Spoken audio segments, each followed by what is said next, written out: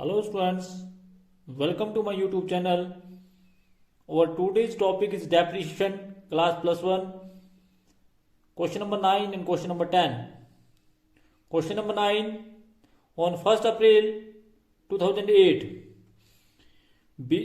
a businessman purchased furniture for rupees 38,000 and spent rupees 2,000 on installment. On 1st July 2009, he purchased additional furniture of rupees 10,000. On 1st July 2010, the furniture purchased on 1st April 2008 was sold rupees 25,000. The businessman written off depreciation every year, 31st December every year. The rate of depreciation is 10% per annum. On diminishing balance method, prepare furniture account from 1st April 2008 to 31st December 2010. तो किस प्रकार से question को किया जाएगा। Question आपके सामने है, क्वेश्चन को आपने बड़े ध्यान से देखना है और क्वेश्चन को समझना है। तो जब भी कभी आप किसी क्वेश्चन को करते हैं तो सबसे पहले क्वेश्चन को आपने बड़े ध्यान से समझना है, पढ़ना है और फिर उसके बाद जो है क्वेश्चन को करने की कोशिश करना है। तो क्वेश्चन नंबर 9 में हम फर्नीचर अकाउंट बनाएंगे। तो फर्नीचर जब हमने परचेज किया तो हमने जो परचेज किया वो 1 अप्रैल को किया, परंतु हमने जो अकाउंट क्लोज किया वो 31 दिसंबर को किए। तो पहले साल जो डेप्रिसिएशन लगेगा वो 9 मंथ्स का लगेगा। तो जो आपने फर्नीचर परचेज किया था 2008 अप्रैल 1, तो क्वेश्चन के अंदर इस बात का ध्यान रखें कि आपके अकाउंट कब क्लोज होते हैं और कब आपने कोई चीज खरीदी थी। तो सबसे पहले तो आप लोगों ने एक फर्नीचर खरीदा, उस पर आपने खर्चा भी किया और आपने फर्नीचर कितने का खरीदा, तो 2008 अप्रैल 1 टू बैंक, और ये फर्नीचर आपने खरीदा था 38,000 का। इस पर आपने 2,000 खर्चा किया, तो इसका मतलब है कि टोटल जो आपकी कॉस्ट हुई, कॉस्ट ऑफ असेट हुई, वो हुई जी आपकी 40,000 पे आपने फिर दिसंबर 31 2008 को जो है वो डेप्रिसिएशन लगाया। तो 40,000 का 10% आता है 4,000, परंतु क्योंकि आप सभी जानते हैं कि ये 9 मंथ का लगेगा, क्योंकि अप्रैल से लेके दिसंबर तक 9 मंथ हुए, तो इसका मतलब है कि फर्स्ट ईयर जो आपका वो 3,000 डेप्रिसिएशन लगेगा। डेप्रिसिएशन लगाने के बाद आप इसका टोटल करेंगे। Totalling of both side are equal to each other, that is 40,000 and 40,000। 40,000 में से 3,000 डिडक्ट करेंगे तो आपके पास जो बैलेंस आएगा वो आपके पास आएगा 37,000। 37,000 को आप 2009 जनवरी 1 में अगले साल ले जाएंगे, जिसके लिए आप लिखेंगे टू बैलेंस ब्रोट डाउन, और आपके पास बैलेंस जो ब्रोट डाउन आएगा वो 37,000 आएगा। फिर 37,000 में 2008 और दिसंबर 2009 दिसंबर 31 को आप डेप्रिसिएशन लगाएंगे बाय डेप्रिसिएशन अकाउंट, और इस बार जो है वो 37,000 के साथ साथ आपने जुलाई में एक और खरीदा। जुलाई 1 को आपने एक और खरीदा टू बैंक, तो फिर आपने डेप्रिसिएशन लगाया दोनों इस पे मशीनरियों पे। ये आपने 10,000 का खरीदा और इस पर 6 महीने का डेप्रिसिएशन लगेगा। तो टोटल जो डेप्रिसिएशन आया अर्थात 3,700 जो है फर्स्ट पे आया, क्योंकि 10% उसका, और 500 सेकंड पे आया। साल का होता है 1,000, 6 महीने का 500, तो टोटल जो डेप्रिसिएशन लगा वो लगा 4,200। 4,200 डेप्रिसिएशन लगाने के बाद आपके पास जो बैलेंस आया वो आपके पास आया, क्योंकि टोटल करेंगे पहले, टोटल करने के बाद आप इसका बैलेंस निकालेंगे, तो ये आपके पास 47,000 आया। और 47,000 में से 4,200 घटाने के बाद आपके पास जो बैलेंस आया वो आया 42,800। Totalling of both side are equal to each other, that is 47,000 and 47,000। फिर आप जो है वो 2010 में जाएंगे और 2010 जनवरी 1 आपके पास बैलेंस बचेगा। जो बैलेंस बचेगा उसको लिखेंगे टू बैलेंस ब्रोट डाउन, और वह बैलेंस जो आपके पास आया वो आपके पास आया 42,800। फिर आप डेप्रिसिएशन लगाएंगे जिस चीज जो आपने बेचा उस पर जो डेप्रिसिएशन लगाया जाएगा। तो आप सभी जानते हैं कि आपने जो बेचा, जो आपने शुरू में खरीदा था वो आपने 25,000 का बेच दिया, तो उस पर आप डेप्रिसिएशन लगाएंगे। तो पहले साल आप इसका आप सभी जानते हैं कि इसका बैलेंस निकालेंगे, और डेप्रिसिएशन लगाने के बाद जो इसकी वैल्यू आएगी उस पर आप डेप्रिसिएशन लगाएंगे। तो आपने जब डेप्रिसिएशन लगाया तो आपने इसको निकाला होगा, तो क्योंकि आपने इसको जुलाई में बेचा 2010 में, तो इसलिए आप 6 महीने का डेप्रिसिएशन लगेगा। तो 6 महीने का डेप्रिसिएशन जो आपके पास आया वो आपके पास आया 1665 जो है वो डेप्रिसिएशन लगाया। उसके बाद आपने इसको बेच दिया, जो इसको आपने बेचा वो बेचा 25,000 का, और 25,000 का बेचने के बाद आपको जो नुकसान हुआ वो आया जी 6635।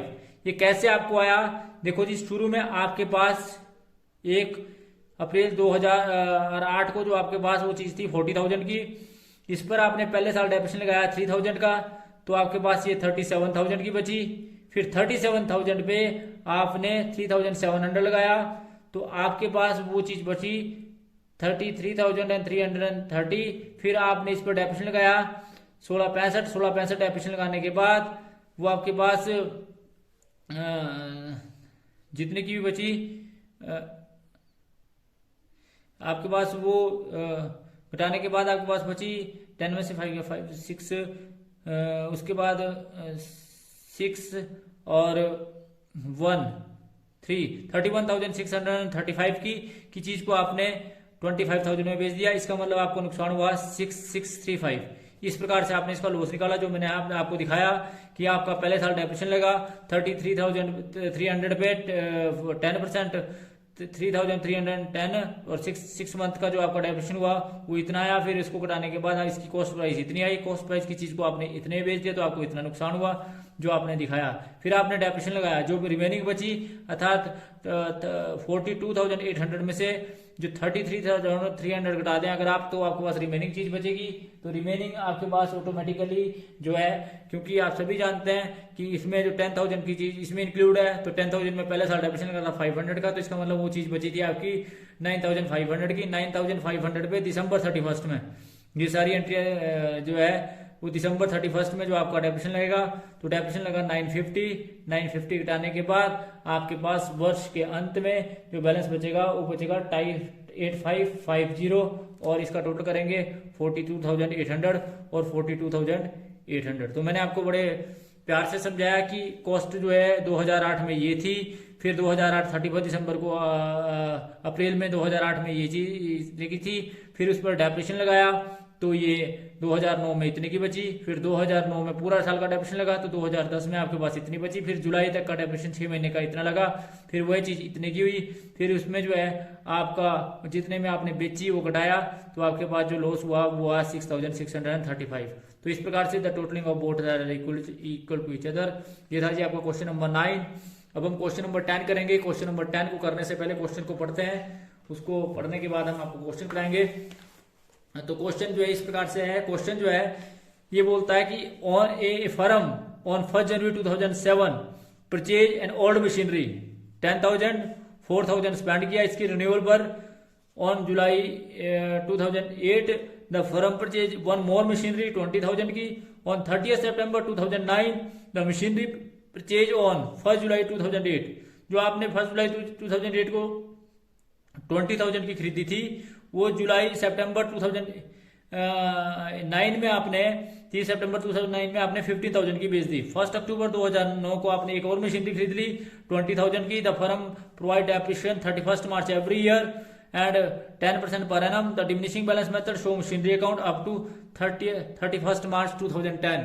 तो बड़ा इंपॉर्टेंट क्वेश्चन है। क्वेश्चन को आपने सबसे पहले समझना है कि आपने जनवरी 2007 में जो है कोई चीज खरीदी, फिर साथ में खरीदने के बाद आपने मार्च में 3 महीने का सिर्फ डेप्रिसिएशन लगेगा पहले साल। तो कैसे क्वेश्चन को करते हैं, क्वेश्चन आपके सामने बिल्कुल आपने समझना है बड़े ध्यान से। तो जब भी आप कोई अकाउंट बनाएंगे उसका अकाउंट का नाम, left hand side debit side, right hand side credit side, date particular ledger folio amount in rupees, date particular ledger folio amount in rupees. जनवरी 2007 में आपने खरीदी, 2007 में जनवरी में 2 बैंक, और आपने जो मशीनरी खरीदी वो खरीदी जी 10,000 की, और इस पर खर्चा भी आपने किया 4,000 का। इसका मतलब आपने जो टोटल आपका आया वो आपका 14,000 का ही कॉस्ट हुई मशीनरी की। 14,000 पे आपने 10% डेप्रिसिएशन लगाना है। 14,000 का 10% आता है 1,400। ये आपका 10% आया, परंतु क्योंकि 3 महीने का लगेगा इसलिए ये आपके पास आया 350। तो 350 आपके पास आया डेप्रिसिएशन पहले साल का, क्योंकि मार्च जनवरी से लेके मार्च तक 2007 मार्च 31 को आपने अकाउंट क्लोज कर दिए, और जब आपने क्लोज किया तो आपके पास बैलेंस आया, बैलेंस जो आया वो आया 13,650। आमने सामने टोटल किया, totalling of both side are equal to each other, that is 14,000 and that is also 14,000। तो आपने आमने सामने टोटल किया। उसके बाद आप देखते हैं कि 2007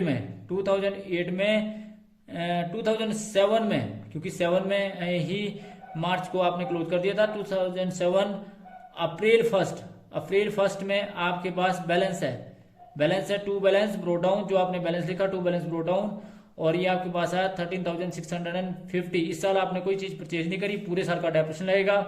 पूरे साल का जो डेप्रिसिएशन लगा वो लगा 1365। फिर आपके पास इसका टोटल किया, और इसका टोटल करने के बाद ये आपके पास आया 13,650। ये कब आया? 2008 मार्च 31, और एक बैलेंस भी आपके पास मार्च 38 को आया, और वे बैलेंस आपके पास आया 12,285, और totalling of both side are equal to each other, that is 13,650। फिर आप 2008 अप्रैल फर्स्ट को जो है इसको लेंगे जी, अप्रैल फर्स्ट में to balance brought down and that is 12,285। फिर आपने एक मशीनरी खरीद ली जुलाई में खरीदी फर्स्ट में, तो आपने खरीदी टू बैंक, और टू बैंक आपने किया 20,000 का। तो पहली मशीनरी पे साल भर का डेप्रिसिएशन लगेगा, दूसरी मशीनरी पे 9 मंथ का लगेगा, साल का 2,000, 9 महीने का 1,500 रुपए। तो ये कितना लगा जी? 1228.50 प्लस 1,500, तो सेकंड मशीनरी पे लगा। तो जो टोटल डेप्रिसिएशन लगा वो लगा 2728.50। फिर आपने इसका बैलेंस निकाला, बैलेंस निकालने से पहले इसका टोटल किया, टोटल करने के बाद आपने देखा कि इसका टोटल आया 32,285, बोथ साइड का 32,285 निकालने के बाद आपके पास जो इसका बैलेंस आया वो आया 29,556 रुपीज 50 पैसे। और इस बैलेंस को आप अगले साल लेंगे, यानी कि यहाँ पर जो आपने लगाया था वो 2009 मार्च 31 को लगाया था, और फिर आप इसको 2009 अप्रैल फर्स्ट में लेंगे, अप्रैल फर्स्ट में। तो फिर आपने यहाँ पर एंट्री करी टू बैलेंस ब्रो डाउन जो आपके पास आया वो आया जी 29,556 रुपीज 50 पैसे। फिर आपने अक्टूबर फर्स्ट में आपने एक मशीनरी और खरीदी टू बैंक, और जो आपने खरीदी वो आपने 20,000 की खरीदी। फिर आपने क्या किया कि एक मशीनरी आपने बेची, जो आपने बेची उसका भी एंट्री करेंगे। तो सबसे पहले तो आपने जो मशीनरी बेची वो आपने जो आपने सेकंड मशीनरी 20,000 की खरीदी वो बेची, और 925 रुपये उस पर डेप्रिसिएशन लगा, यानी कि सितंबर तक का, जिसको आप बोल सकते हैं कि अप्रैल से लेकर सितंबर तक 6 महीने का। 18,50 जो है 18,500 जो उसका बैलेंस बचा था। 18,500 कैसे बचा था? 20,000 में से। ध्यान रखें इस बात का, कैसे जी, कि 20,000 में से आपने 20,000 में से आपने 1,500 घटाया, तो 1,500 घटाने के बाद आपको 18,500 आया, और 18,500 का आपने डेप्रिसिएशन लगाना है। तो 18,500 का डेप्रिसिएशन जब आपने लगाया तो आपके पास 925 रुपये 6 महीने का आया। फिर आपने इसको बेचा कितने में जी? आपने इसको 15,000 में। इसका मतलब आपको नुकसान हो गया, नुकसान जो आपको आया 2,575। फिर उसके बाद आपने क्या किया जी? 31 मार्च को, क्योंकि ये तो आपका 2009 का था और ये 2009 की थी, 2010 में मार्च 31 को आपने फिर क्या किया जी? ये भी 9 की, ये यहाँ तक 9 की एंट्री है। फिर आपने यानी कि 2010 में जो है आपने फिर डेप्रिसिएशन लगाया, और डेप्रिसिएशन लगाने के बाद, क्योंकि इस पर जो डेप्रिसिएशन लगाया जाएगा, ये तो 2009 की एंट्री है सारी, 2009 की 30 सितंबर की। अब 2010 की बात करते हैं। ये प्रॉफिट कैसे आया ये आपको एक बार समझा देता हूं मैं, कि ये लॉस कैसे आया। ये जो लॉस आया, ये लॉस आया जी आपका 18,500 की आपकी चीज थी। पहले साल 925 रुपये डेप्रिसिएशन लगा, और 15,000 की आपने इसको बेच दिया, तो जो घटाकर आया वो आया 2,575, अर्थात उसके बाद डेप्रिसिएशन लगा। डेप्रिसिएशन जो लगाया जाएगा ये 18,500, जब इसमें से आप घटाएंगे तो आपके पास जो मशीनरी बची वो 11,565 की बची। तो उसका 10% जो आपके पास आया वो 1105.65 डेप्रिसिएशन फर्स्ट मशीनरी पे लगा, और जो सेकंड खरीदी आपने ये 2 बैंक 6 महीने का, इस पर लगा 1000। तो जो टोटल डेप्रिसिएशन लगा आपका वो लगा जी 2105.65। तो आपके पास बैलेंस कैरी डाउन बचेगा। बैलेंस कैरी डाउन कैसे बचेगा, इसका टोटल करने के बाद ये आपके पास आया 49,556 रुपीज 50 पैसे। यहाँ पर भी लिख दिया 49,556 रुपीज 50 पैसे। तो इसको घटाने के बाद, ये सारी चीजें घटाने के बाद आपके पास बैलेंस जो आया वो है 28,950 रुपीज 85 पैसे। तो इस प्रकार से ये आपके पास बैलेंस आया और यही इसका आंसर है। इसी बैलेंस को आप 2010 में अप्रैल 1 में लेंगे और 2 बैलेंस ब्रोट डाउन जिसको आप बोल सकते हैं, और ये आपके पास आया 28,950 रुपीज 85 पैसे। तो इस प्रकार से ये था जी आपका क्वेश्चन नंबर 10। तो thanks for watching the video, please like and subscribe my channel. ये आपका डेप्रिसिएशन का अंतिम क्वेश्चन था और इस प्रकार से हमारा डेप्रिसिएशन का चैप्टर जो है यहीं पर समाप्त होता है। अगली वीडियो जो है वो बिल ऑफ एक्सचेंज की आपके बीच में आएगी।